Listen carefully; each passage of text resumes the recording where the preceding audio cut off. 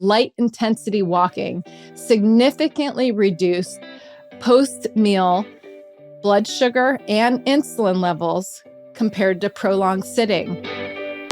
We experience 1,000 waking minutes on average every day. How are you spending yours?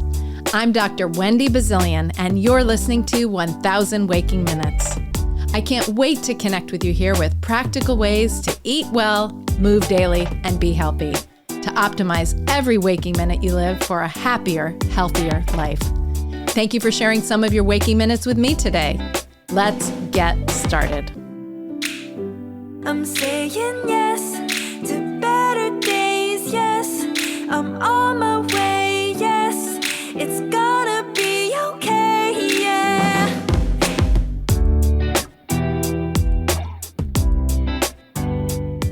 Welcome back to 1,000 Waking Minutes. I'm Dr. Wendy Bazilian, and I'm so happy to be with you here today. It's a tradition embraced by cultures worldwide, offering benefits like improved digestion, blood sugar control, even calorie burning. The French do it, the Italians do it, and in Asia, it's practically like a religion. Walking after meals, especially dinner time, is a passion around the world, and I want you to do it too. Today's episode is all about that. If you know my mantra, professionally and personally, it's eat well, move daily, be healthy. And today, in the Move Daily spirit, we're going to be talking about walking after meals.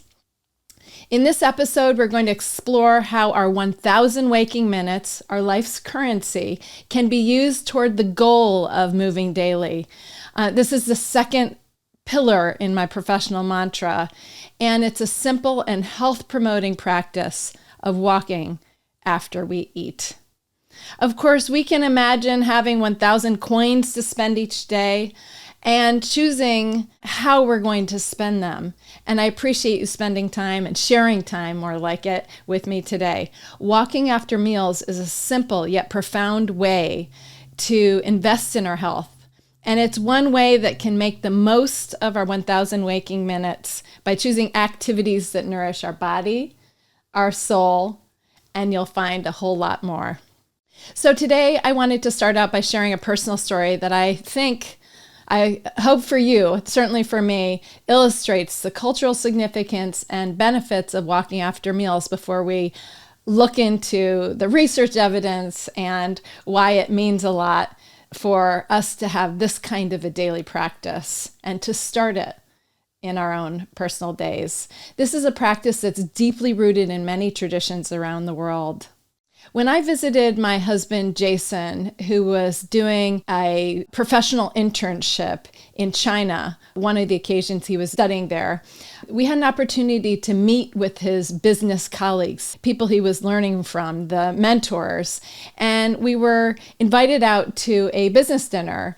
And this was many years ago now, but the evening has such a lasting impact on my memory.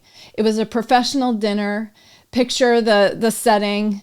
We dressed appropriately for the evening. It was my first time meeting these individuals. It was my first time in China. And he had been there for some time. He had been ingrained, but he was working and he was learning on a regular basis. I was meeting them for the first time. The meal was a bit of an elaborate occasion. It had a variety of delicious dinners. The smells, I love the culinary culture of China and this region that we were in, but it was all new to me. So we sat around the table. We had the rotating sort of shared dishes around, a lazy Susan. I actually think that should be called an active Susan, thinking about renaming that. Maybe you have other names out there for that circular spinning tabletop that we use sometimes in cupboards, but we can use on the table as well. We had the chopsticks. We had sort of broken communication. We had a translator there as well. But we shared a meal in the company of friends with each other. As the dinner came to its end and concluded, I sort of expected the evening to wind down as typically does in our lives here in America. The typical scenario being, wrapping up, a business meal that is, wrapping up for the evening, saying thank you. Perhaps you have a nightcap. Perhaps you set up your next meetings and you say thank you for a great meal and you move on your way. Well, that was anything but what happened. After some of our final conversations, to my surprise, our host stood up and invited us to join them for a walk.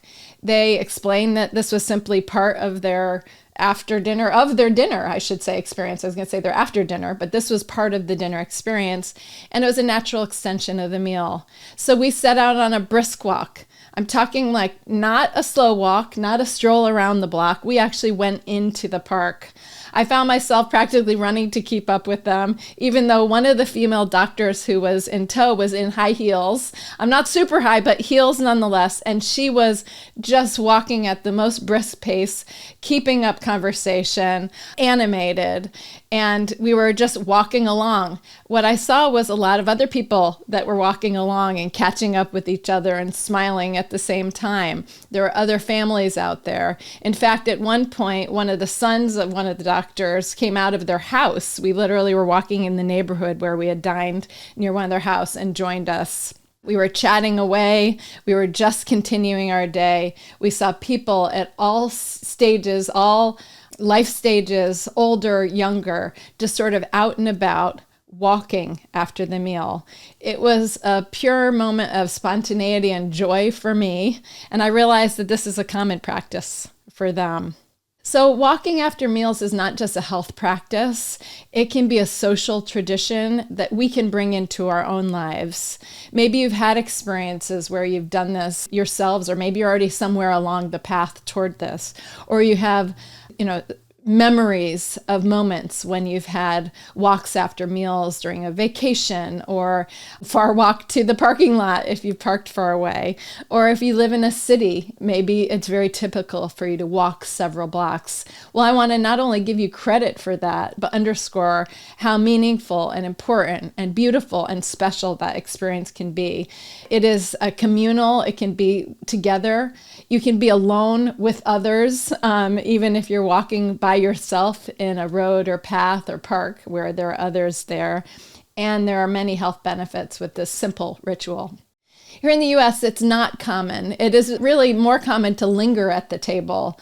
Perhaps we have that nightcap, or we just wrap things up and we move our tableware to the sink and we move on to washing dishes and going to whatever's next.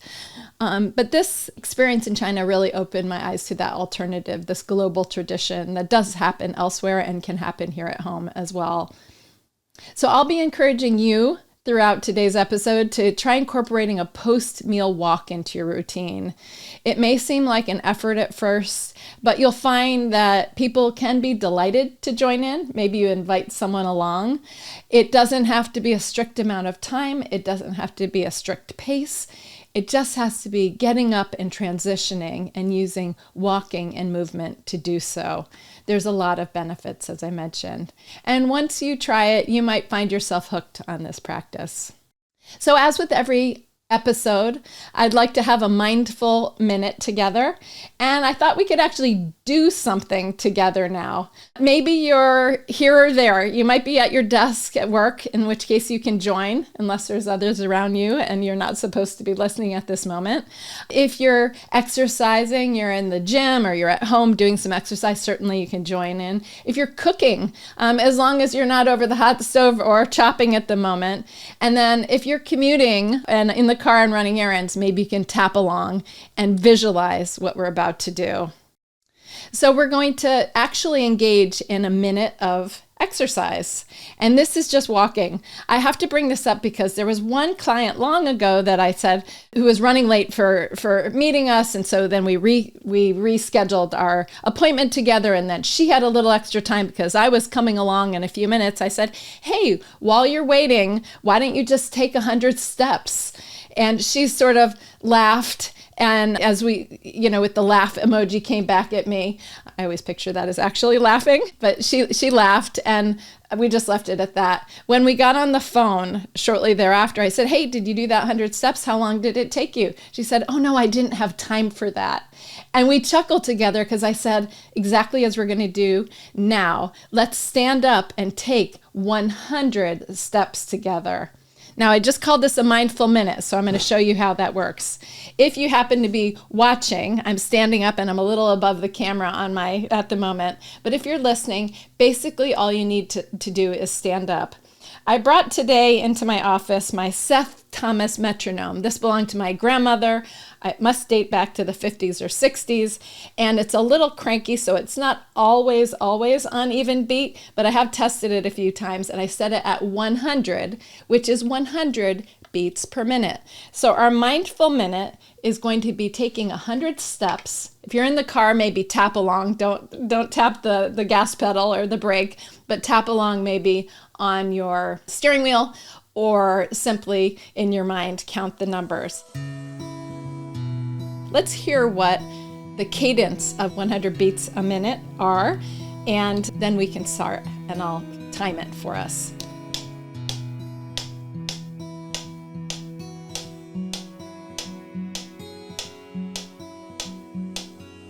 Each beat is one step. So let's take a mindful minute together.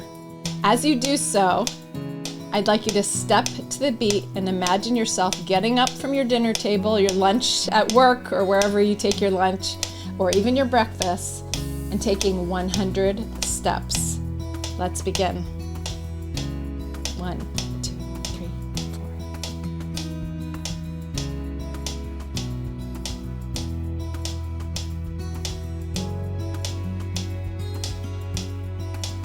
As you can hear, it's a little quirky, my metronome, but it gets pretty accurately to the 100.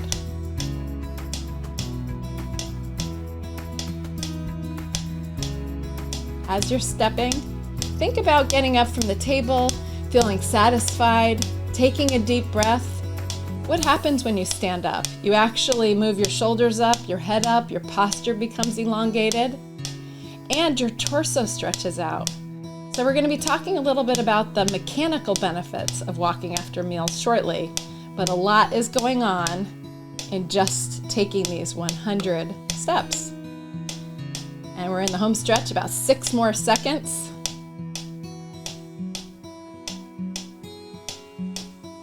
And there's your 1 minute. It should have been about 100 steps. So what just happened in that 100 steps? Well, as I started to mention, you stood up, you engaged your abs, you didn't squeeze them, it was nothing dramatic, but you took 100 steps that you might not otherwise have done. Does 100 steps even make a difference? You betcha, it definitely does, and I'm going to share the reasons why.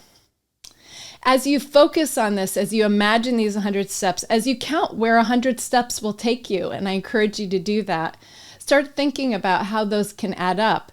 And we're going to start by putting them after our meals. Think about how you'll feel the ground beneath you when you're taking those, taking mindful minutes as you do mindful steps. Thinking about how the air will fill your lungs, which, by the way, as you fill those lungs, it pushes down on the diaphragm. It starts a digestion process mechanically by squeezing your intestines a little bit. So by taking 100 steps, you're supporting not only your physical self, but you're nurturing your personal self as well. So why? What's the return on this investment? And I'm not going to suggest that you just take 100 steps. I'm going to encourage you to do a little bit more than that. When we think about getting up from the dinner table, well, there's a lot of reasons to do that. Number one, if you linger longer at the table, there is a chance that you might take another bite or take another sip, and just moving in transition can be a great thing. But research has shown that you can have improved digestion from taking walks after meals. A study in Germany found that individuals who walked after eating experienced faster digestion compared to those who consumed an espresso or an aperitif after a meal. And of course, this is simply because moving helps the food move through it, helps peristalsis, as well as it wakes up your cells in your digestive process for what comes next. It may also help reduce bloating and the lethargy that comes after meals. The return on investment, the research, why we're doing this is what we're talking about right now. Believe it or not, weight management can be something that taking steps after meals can have an additive effect. Think about taking those 100 steps, which took approximately a minute, at a very reasonable pace, I would say. You may walk slower, you may walk faster, but if you were to string 100 into 7 minutes, and we're going to talk about that shortly and why that relevance comes to me. If you did 700 steps 3 times a day, mathematically, and I like to do the math on this, that would account for probably about 7 to 10 pounds of body weight burned in calories over the course of a year. 7 to 10 pounds, doing straight math. So there's a lot of factors that can come to play. For every mile you cover, which is about 3 times those 700 steps or 2,100 steps or so, give or take, if you do about 2,000 to 2,500 steps, you burn between 70 and 100 calories on average. That adds up over time to helping with weight management. If you need to burn extra calories, it can help with that.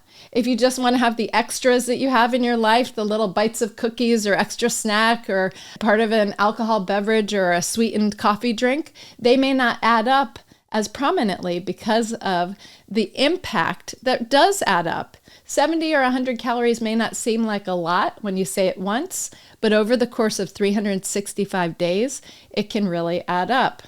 So it can also help combat the accumulation of belly fat, that dangerous fat that can increase risk of heart disease. Other benefits I wanted to tell you in particular is blood sugar regulation. This is where probably the most research exists. For those at risk of diabetes or who are managing their blood sugar and energy, by the way, because usually our energy stays steadier if our blood sugar is managed well, or who may have pre-diabetes or family history that you're trying to contend with, walking after meals can be particularly beneficial.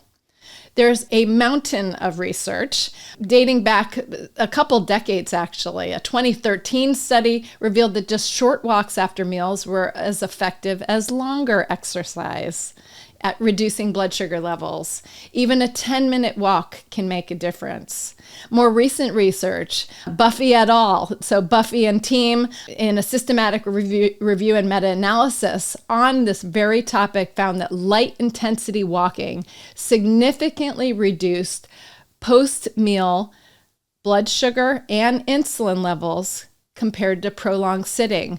They concluded that even standing up after the meal versus sitting could have a benefit on blood sugar regulation. Even as little as 2 minutes of exercise could have an impact. And also concluded that light intensity walking. So light intensity is the kind of walking you can do while you're still carrying on a conversation, reasonably comfortable. If you're very sedentary, you may need to work up to that, and that's okay. But light intensity walking for about 15 minutes was found to be the best, the superior intervention, they called it, at managing blood sugar. But even as little as 2 minutes made a difference. Another study from 2023, just last year, in the International Journal of Environmental Research and Public Health, evaluated various exercise types from home and work settings, titling their research, by the way. Let me pull it up here. It's great. I love this one, a peer review paper. The title of the article was Walking Attenuates, Helps Manage and Bring Down Postprandial Glycemic Response. That's after meal blood sugar response. What else can we do without leaving the home or office? I love that they had sort of a subtitle to that. And their team revealed that walking was the most effective exercise for reducing the post-meal blood sugar. These studies reinforce many others that have come along the way. And how does that work? Well, we know that when you start moving in the digestive time, the digestive period right after eating, it helps the blood sugar that's entering your bloodstream. It helps reduce the spikes that might occur. Even if you don't have issues with blood sugar, all of our blood sugar goes up after a meal, and walking helps use it up. It also helps sensitize the cells and help navigate and keep the insulin levels stable so that we can bring the blood sugar, the glucose that is, out of the blood into the cells to make the energy as it's supposed to. So it helps us navigate that in a variety of ways. Keep this in mind. I hope that those were convincing reasons for doing this practice. But then sometimes in our 1,000 waking minutes, it feels a little bit easier said than done. How are we going to bring this into our own life? And I'm going to put you to a task at the end of this episode here shortly to do so. But let me just tell you a little story of how this really came to me and why 700 steps is relevant to me, even though I do love the number 7 in general. When I consulted at Golden Door, which is I bring up frequently in conversation because it was a big part of my professional life for a decade plus, after meals, in particular after the dinner meal, there was a wonderful ritual of walking from the dinner table up to the main doors of the property. And it was one of many passages that we would take across doors, transitions, rituals that were built into the day. One evening, I was walking alongside the guests. I was giving an evening lecture that night. So after dinner, before the presentation, I would have dinner and then I'd walk up to the gates at the opening of the property with them. But one night, I just had in my mind, I wonder how many steps this takes to get up here. What an interesting ritual we're doing right now. We've been doing it forever. And the founder, our beloved founder, Deborah Zeke, who is over 100 years young and still thriving in her later years, why did she initiate this? And does she know how many steps it took? So a couple guests and I decided to count the steps. And round trip, we came back with about 700 steps and about 7 minutes. And it was a leisurely, beautiful, celebratory, conversational walk. I observed firsthand how this walk not only helped digestion, it felt good, but it did help transition away from the table. All these things that I just shared with you. It helped move us on to what's next. It helped us mentally as well. And this was really a wow moment for me. And then me as a scientist, mathematician, I started crunching some numbers and came up with what I revealed before. If you did that 3 times a day, you're getting an extra mile a day for doing something like a leisurely stroll after a meal. So this experience just reinforced the idea that walking after meals was more than just a health tip. It's a lifestyle choice and it's backed by science. It enriches our waking minutes. It's a great one to take. And even if you start with 100 steps and work up to 700, I'm not asking you to run a marathon or to increase your mileage day over day. Just take a walk after a meal. So let's talk some more tips. What's a way to get up away from the dinner table and up, off, and walking? What are some ways to engage that besides just simply do it? We can set a timer for our post-meal walks, like use your phone or a kitchen timer to remind you to walk after the meals in the beginning, setting a timer for 10 or 15 minutes or the 7 minutes to start, or 1 minute, and then string them together to help establish the routine. Of course, this helps you create dedicated time to it. Combine social time and walking. So catching up with a friend, or if you make a phone call to your folks or your mom or anyone after dinner, or set the time for that, or a friend or your mom group or anyone, make social time around walking, either in person or you can do it virtually. Choose a route that you love. If there's a pleasant walking route out your door or you want to start mapping it, map out the route. We used to have a certain route we called the cloverleaf around our neighborhood just because we had mapped it so many times it resembled a cloverleaf in our minds, and we knew exactly how long it took, how many steps it was, and it was easy to just go out and let our mind wander. You can incorporate walking meetings. So if you have a meeting that comes soon after a meal and it doesn't require you to be seated or up at a whiteboard or taking copious notes, sometimes our best creativity can come when we're walking. Starting small and building up is a big key to this. So especially if you haven't done it, don't try to do all 3 meals right out the gate unless you're really ambitious and you have the time. Try 1 meal and try to be consistent with it over time. And make it a family tradition. If you're a parent of young ones or even teenagers, or your elders, your parents and other loved ones are nearby, maybe make walking after meals a tradition together. So each episode, I've always promised I would share a question for you to think about, a reflection on our 1,000 waking minutes. And as these evolve, they will come up and I will restate similar ones sometimes. And please, if you have great questions you'd like us all to ponder together, I would appreciate you writing in for that. The question for you today is around our 1,000 waking minutes, of course. And that question is, what small change can you make today to enhance your well-being? What small change can you make today to enhance your well-being? Perhaps it's dedicating a few minutes to a new hobby, calling a loved one. Those are things to enhance your waking minutes. Or maybe it's simply taking 100 steps after 1 meal or after each meal. Then reflect on how this small change could ripple through your day, ripple through your days, ripple through your months, transforming your waking minutes into moments of growth and joy and better health. What small change can you make today to enhance your well-being? Then reflect on how this small change could ripple through your days. So we've covered some key points today. I know that you're investing time with me and sharing time. I'm so grateful. So just in summary, starting to incorporate this habit of walking after meals as a critical part of moving daily. You get your Move Daily credit and as incredible health payoff. Everything from blood sugar regulation, importantly, helping digestion overall, which is both your metabolism, bloating, feeling, the overall nutrient, bioabsorption, and more, as well as weight management. And it just feels so good. So remember, these small steps add up over time.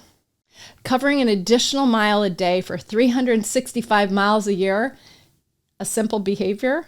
That sounds like a lot, but I encourage you to embrace this because it's one step toward a life well lived that you can do day after day. Now, as we come to the end of this episode, I hope that you will start to incorporate this practice into your routine, recognizing the power of each minute and how they contribute to well-lived days, a well-lived life. I'm Wendy Bazilian, and you've been listening to 1,000 Waking Minutes. I thank you and look forward to sharing more minutes in another episode and in other ways too. Until next time, make the most of your 1,000 waking minutes each day. Thank you for tuning in to 1,000 Waking Minutes. A huge thank you to our amazing collaborators, to our producer, Nikki Butler Media, to KCM Connect PR and Marketing, the ultra-talented Beza for my theme music, my lifelong friend and artist, Pearl Price Photography and Design, to Danielle Ballantyne, Jen Nguyen, Joanna Powell, of course, my family, and everyone working tirelessly behind the scenes. And to you, our valued listeners, I so appreciate your support. If you enjoyed today's episode, please consider leaving a comment, writing a review, and giving 1,000 Waking Minutes, that's us, a 5-star rating. And please hit subscribe on Apple Podcasts, Spotify, or wherever you enjoy your podcasts. Please follow and stay connected at wendybazilian.com. And don't forget to share with your friends. Your support helps us grow and bring you more great content. Until next time, stay inspired and find simple opportunities to optimize those 1,000 waking minutes each day.